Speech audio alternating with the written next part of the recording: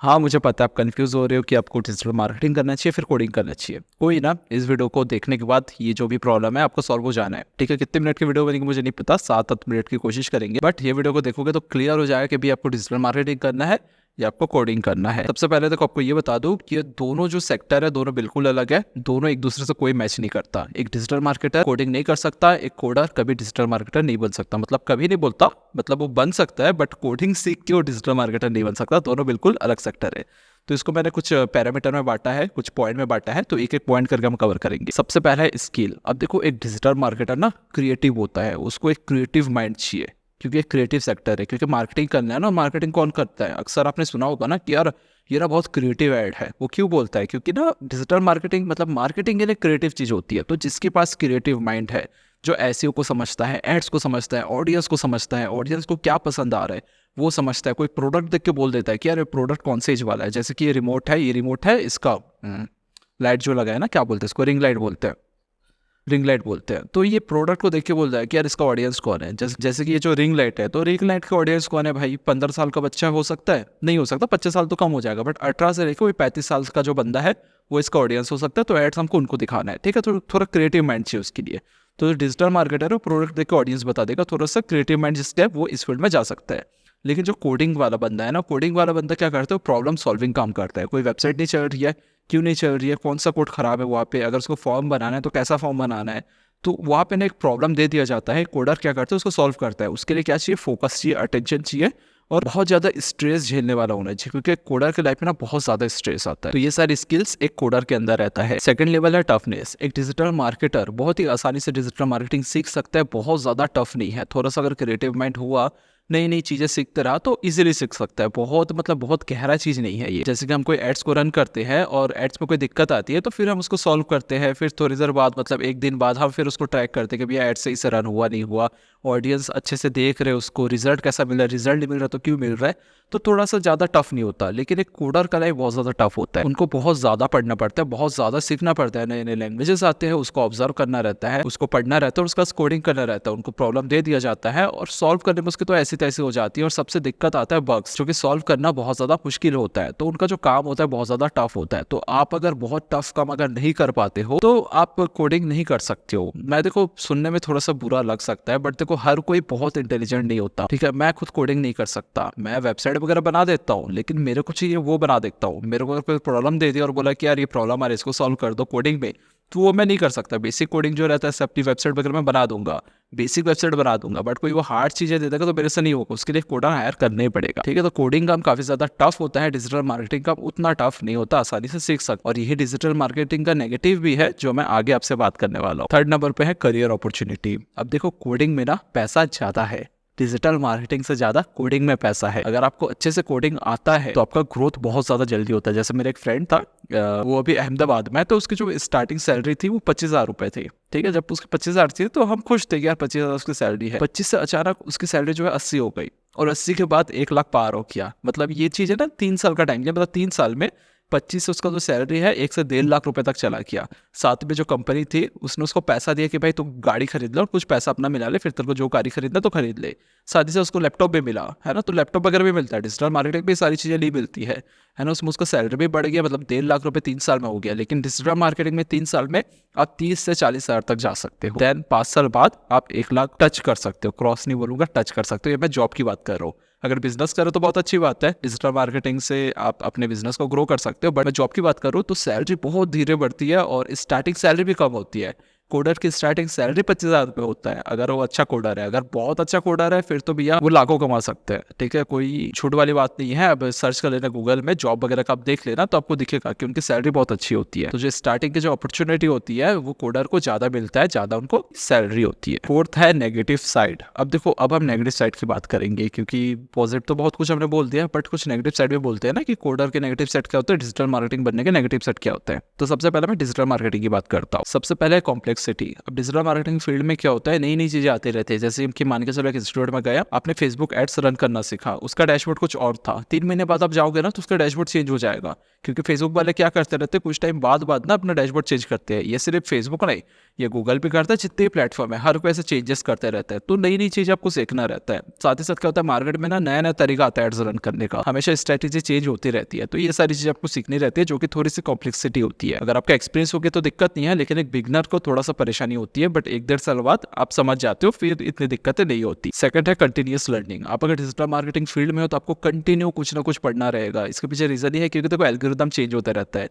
ये एग्जाम्पल मैंने बहुत बार दिया। जब मैं डिजिटल मार्केटिंग सीखा था तब रील्स नहीं था, रील्स में ऐड कैसे रन करते हैं नहीं पता था, मतलब था ही नहीं ना रील्स, तो हमको कहाँ से पता होगा। फिर हमने जब डिजिटल मार्केटिंग कंप्लीट किया, जॉब वगैरह किया, उसके बीच में रील्स वगैरह आ गया। अब जब रील्स आया तो हमने फिर सीखा कि कैसे रील्स में ऐड रन करते हैं, है ना। उसके ऑडियंस का माइंड सेट ही अलग होता है। जब वो लॉन्ग वीडियो देखने जाता है ना, उसका माइंड सेट अलग है, जो रील देख रहा है उसका माइंड सेट अलग है। तो उसके माइंड सेट को समझना रहता है, उसके लिए हमको फिर पढ़ना पड़ता है ना। वो कब खुद से पढ़ना पड़ता है, फिर थोड़ी हम इंस्टीट्यूट में जाएंगे। तो ये सारी चीज़ें होती है, आपको कंटिन्यू कुछ ना कुछ पढ़ना रहेगा। तो ये भी एक नेगेटिव साइड होता है, हालांकि नेगेटिव नहीं है, मजा बहुत आता है, बट इसको भी एक नेगेटिव साइड में कंसिडर करके चलो कि आपको लाइफ टाइम पढ़ना है। थर्ड जो नेगेटिव साइड है वो डिपेंडेंसी ऑफ प्लेटफॉर्म। आपको प्लेटफॉर्म के ऊपर निर्भर रहना है। मान के चलो आप इंस्टाग्राम में बहुत एक्सपर्ट बन गए, मतलब इंस्टाग्राम एड चलाना आप एक्सपर्ट हो, जिसका आपको लाख लाख रुपए मिल रहा है। और मान के चलो 2021 में आपने इंस्टाग्राम एड सीखा, 2022 में आप लाख लाख रुपए महीने कमा रहे हो, 2023 में गवर्नमेंट ने इंस्टाग्राम बंद कर दिया, बोला कि नहीं इंडिया में इंस्टाग्राम नहीं चलेगा। तो फिर क्या हुआ, आप जीरो से शुरू करोगे फिर। तो ये एक दिक्कत आती है डिजिटल मार्केटिंग में कि जो प्लेटफॉर्म के ऊपर आप निर्भर हो, जिस प्लेटफॉर्म में आप एक्सपर्ट हो, प्लेटफॉर्म बंद हो गया तो क्या करोगे, है ना। तो प्लेटफॉर्म के ऊपर निर्भर रहना पड़ता है। तो ये एक दिक्कत है भाई, ये तो बहुत बड़ा नेगेटिव साइड है ना। तो आता है। अब देखो एसईओ का ही सीन देख लो, एसईओ में बहुत सारे लोग एक्सपर्ट थे, एसईओ करके बहुत लोग पैसा कमा रहे थे। जैसे क्या किया, गूगल ने अपना एआई चालू कर दिया, अब एआई में रिजल्ट आता है तो एसईओ वालों का तो धंधा चौपट हो गया, है ना। तो ये दिक्कत आती है, मतलब सारे एसईओ वालों का तो नहीं, कुछ एसईओ की तो लग गई है, और ये सत्य है। बहुत लोग नहीं मानते हैं, अब वो उनके अंदर के ईगो है, ईगो ही है, तो होता है। ये एक नेगेटिव साइड है, ठीक है। तो ये तो चलो डिजिटल मार्केटिंग के जितने नेगेटिव साइड थे वो मैंने बोल दिया। अब कोडिंग की क्या क्या नेगेटिव साइड है उसके ऊपर बात करते हैं। सबसे पहला जो कोडर की नेगेटिव साइड है वो है उनकी लाइफ स्टाइल। एक कोडर की लाइफ स्टाइल बहुत खराब होती है। उनको मतलब बहुत घंटों तक ना बैठ के काम पड़ना पड़ता है। डिजिटल मार्केटर क्या करता है, एड्स रन किया और उसको छोड़ दिया, फिर 8-9-10 घंटे बाद एक बार फिर ओपन करके देख रहे कि सही से रन हो रहा है ना। अगर रन हो गए तो सही बात है, रिजल्ट में अच्छी बात है, नहीं हुआ तो फिर वो 5 मिनट बैठा, उसको सुधारा, फिर वो चला गया, फिर वो 10 घंटे बाद चेक कर रहा है। लेकिन एक कोडर ऐसा नहीं होता, कोडर को बैठ के कंटिन्यू काम करना पड़ता है।